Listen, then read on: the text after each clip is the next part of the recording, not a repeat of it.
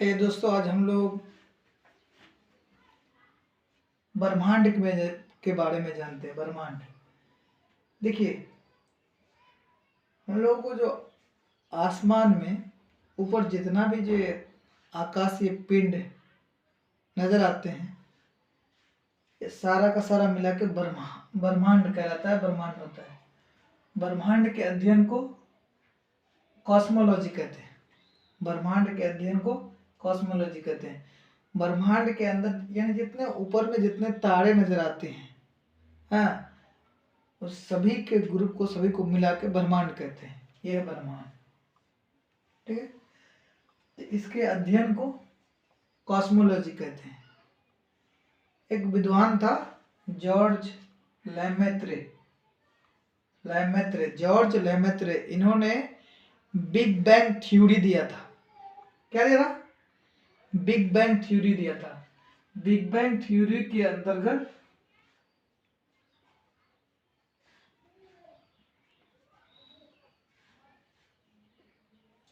इन्होंने big bang theory दिया था। इसके कहने का मतलब ये था, ये थ्योरी दिया था। ये कह रहा था कि जो ब्रह्मांड है ये फैल रहा है। पहले ये एक तारा था, जितना भी आकाशीय पिंड ऊपर नजर आता है, हाँ, सारा का सारा पहले एक जगह था। उसमें एक अज्ञात शक्ति के कारण ये इसने कहा था, एक पूरा जो भी पिंड अभी जो आसमान में नजर आ रहा है, उससे पहले एक जगह था। एक अज्ञात शक्ति के कारण उसमें विस्फोट हुआ। विस्फोट होने के बाद जो भी तारा इधर उधर नजर आ रहा है, वो सारा का सारा एक ही से बना, और वो मतलब अभी एक दूसरे से फैलता जा रहा है। मतलब विस्फोट होने के बाद जो एक दूसरे से दूर जो गया, तो भी दूर जाना उसका मतलब जारी है, दूर जा ही रहा है। ये कह रहा है जॉर्ज लेमेत्रे ने कहा, जिसको बिग बैंग थ्योरी कहा जाता है, ठीक है। तो पहले हम लोग तारा जान लेते हैं। ये ब्रह्मांड में बहुत सारे पिंड हैं, बहुत सारे मतलब तारा है, ग्रह है, उपग्रह है, क्षुद्र ग्रह है, पुच्छल तारा है, बहुत सारा है। तो सबसे पहले हम लोग तारा जानेंगे। तारा किसको कहते हैं? तारा उस आकाशीय पिंड को कहते हैं जिसके पास अपना उष्मा होता है, यानी हीट, अपना उष्मा होता है, हीट होता है, और अपना प्रकाश, ठीक है, अपना प्रकाश यानी अपना रोशनी होता है। जिसके पास अपना प्रकाश हुआ, अपना रोशनी हुआ, हाँ, अपना हीट हुआ, वो तारा है।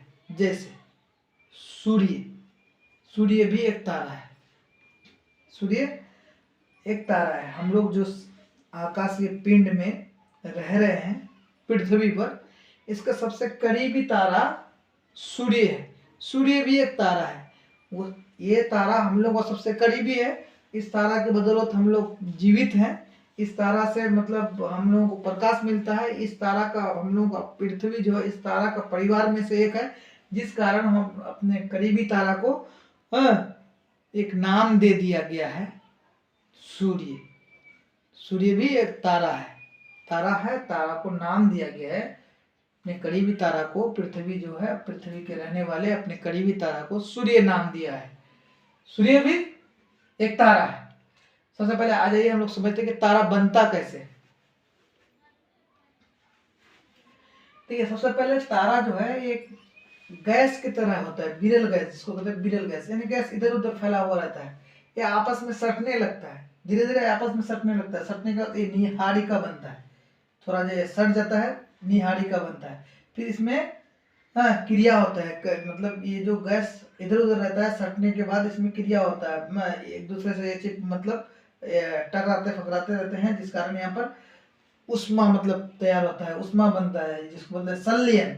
उसके बाद इसके बाद जो उसका जो रूप नया आता है, उसको तारा कहते हैं, ठीक है। जो भी हम लोग का तारा सूर्य है। तो तारा बनता है। तारा बनने के बाद ये तारा बहुत पुराना हो जाने के बाद, बहुत ज्यादा साल जी लेने के बाद, फिर ये लाल दानव बनता है। क्या बनता है?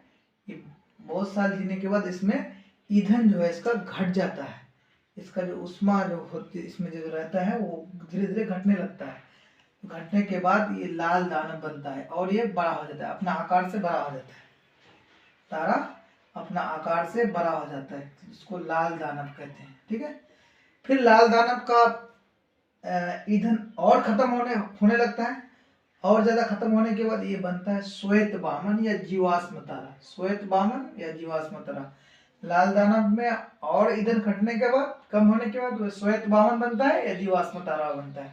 ठीक है, और जीवाश्म तारा में पूरी तरह से क्या बोलते हैं, ईंधन खत्म हो जाने के बाद वो काला वामन बन जाता है।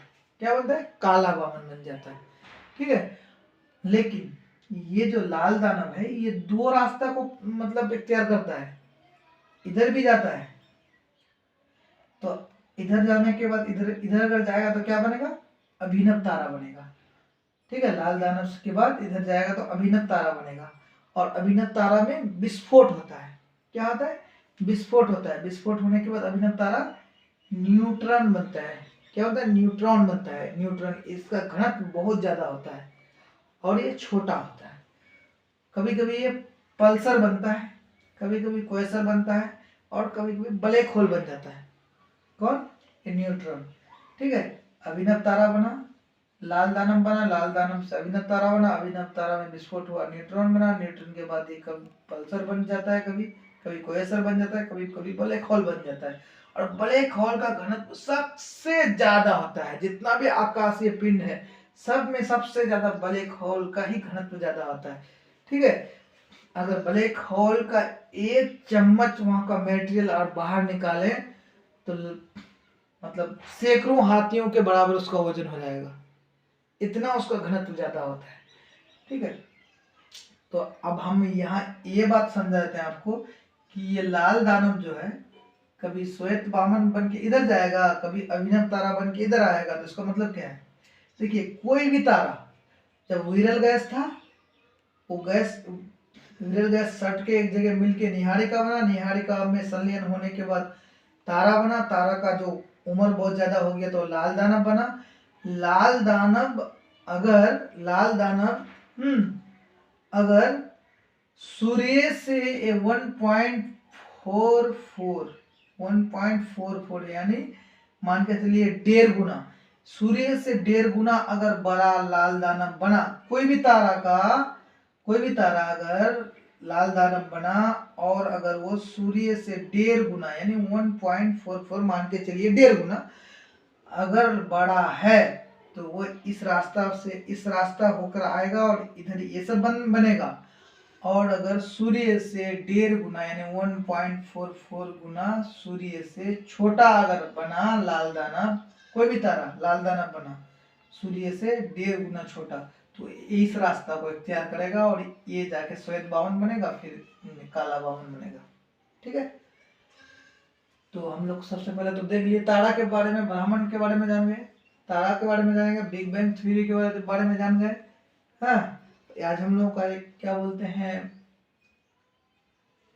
ब्रह्मांड का जो एस्ट्रोलॉजी मतलब ब्रह्मांड का जो अध्ययन है, कॉस्मोलॉजी, इसके अंदर पिंड आएगा, बहुत सारे पिंड आएगा, बहुत सारे तारे गढ़े उपग्रह आएगा, सब किसी को अलग अलग हम लोग देखेंगे बारी बारी करके।